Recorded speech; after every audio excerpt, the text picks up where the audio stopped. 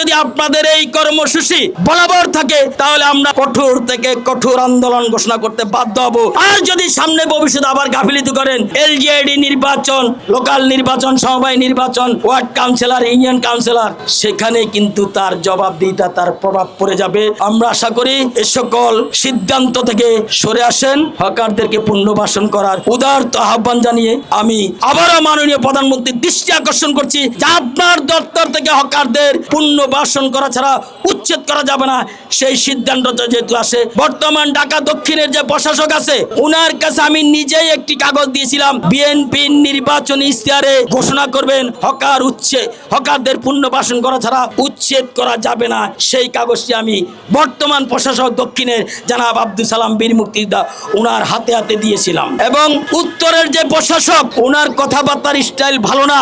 নেতা আপনাকে স্মরণ করে দিতে চাই, এই হকাররাই আপনার মিছিলে অংশগ্রহণ করেছিল, তাই সহানুভূতি আচরণ করার জন্য আমি উদাত্ত আহ্বান জানাচ্ছি।